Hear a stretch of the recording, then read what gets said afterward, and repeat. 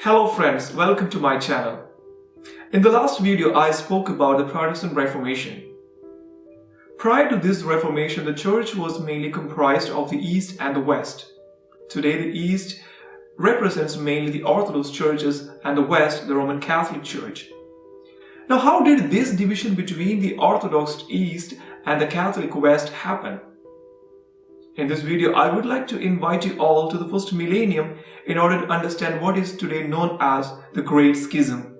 The early church grew in the present-day Middle East, Northern Africa and Southern Europe, which were all then part of the mighty Roman Empire. Each city was an independent church with its local bishop, but some cities had importance based on its history, political reasons, as well as apostolic origins. And these bishoprics were called as the patriarchates, with their bishops, the patriarchs. Initially, there were 4 patriarchs residing in the cities of Rome, Jerusalem, Antioch, and Alexandria, where Rome enjoyed the primacy over the others due to its apostolic origins from Saints Peter and Paul, as well as it was the capital of the Roman Empire then. From the time of the Emperor Constantine the Great, the church was free from the Great Persecution era.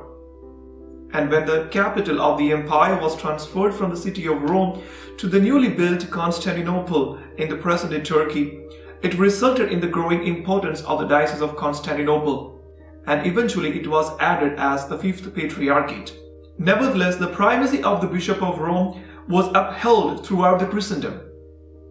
Meanwhile, the East gave rise to what today known as Caesaropapism, where the king had the ultimate authority over the state and the church, whereas the Western Church, under the leadership of the Bishop of Rome, had much political freedom. One of the finest examples of this difference between the East and the West based on Caesaropapism was the iconoclastic controversy in the East. Under the imperial pressure, the Eastern churches had to ban the usage of icons in their Christian worship. But at the same time, the Western Church could take an independent stand irrespective of the royal ban, and continued with the usage of icons in their churches, holding on to the age-old tradition that the icons are not the objects of worship but the aids of worship. Later, under a new emperor, the Eastern churches also could re-embrace the usage of icons. And as the city of Constantinople grew in political importance, its bishops began to claim the title of Ecumenical Patriarch amidst the objections from the Pope. Even with all these differences, the church stood united until 1054 AD when the Great Schism occurred between the East and the West. Wait, does this mean that the schism was a spontaneous thing happened in the mid of 11th century? No way. There was so much frictions existed between the East and the West even before the schism. In this video, I would like to highlight 5 reasons for such frictions, which eventually led to the division between the Orthodox and the Catholic churches. Firstly, the political reasons.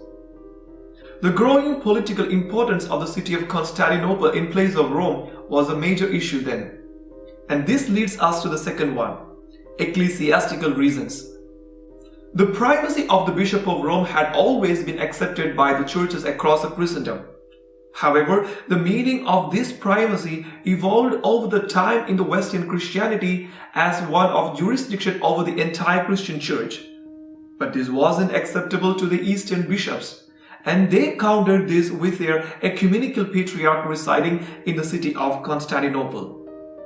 Thirdly, cultural and linguistic separation. Latin was the language of the West, whereas the East used Greek in their liturgies. This linguistic barrier, along with the cultural differences, increased the separation between them too. Number 4, canonical reasons. There were some differences in the liturgical practices between the East and the West. For example, the Eastern Church used leavened bread for the Eucharistic celebrations, whereas the Western Church used unleavened bread after the examples given in the Holy Scriptures. This led to a situation where the East accusing the West of conforming themselves with the Jewish traditions. Another cause of difference was the celibacy among the priests. Although the Western Church had always some married clergy, majority of them were celibates, in contrast to the married parish clergy of the Eastern churches. And finally, theological reasons. Christians across the globe use the Nicene Creed in order to profess their faith in the Christianity. And this creed was modified by an ecumenical council held at Constantinople in AD 381 by inserting the term "from the Father" while professing their faith in the Holy Spirit. That is, the Holy Spirit proceeds from the Father. Now, this modification was accepted by both East and the West alike.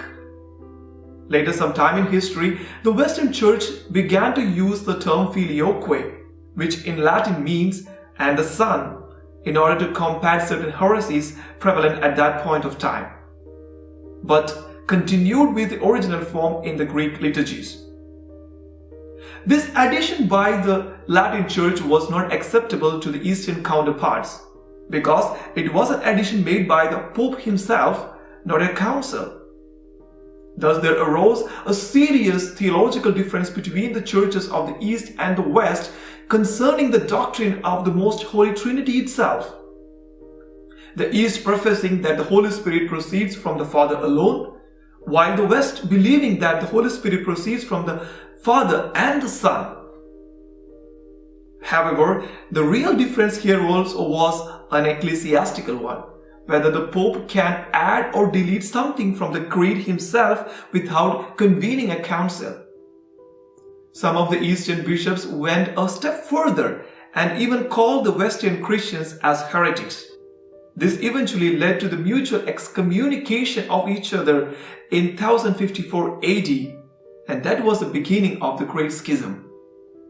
In this video, I will not be looking into the technicality of this excommunication, whether it was binding all over the church or only on those persons who are directly involved.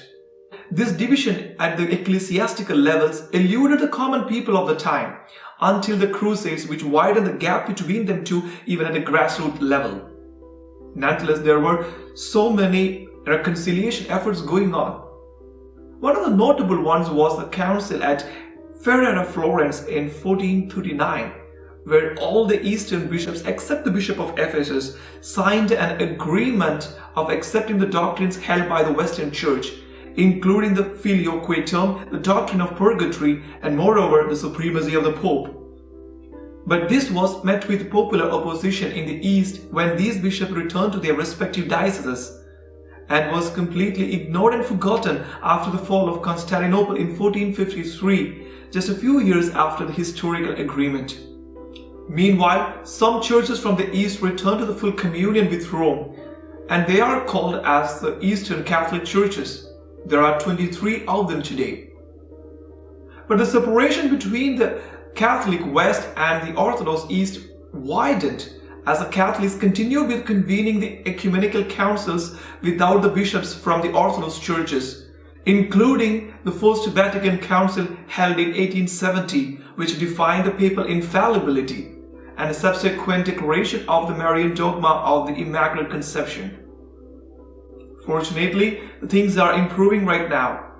Late Pope John Paul II described the Eastern and the Western churches as the two lungs of Christianity.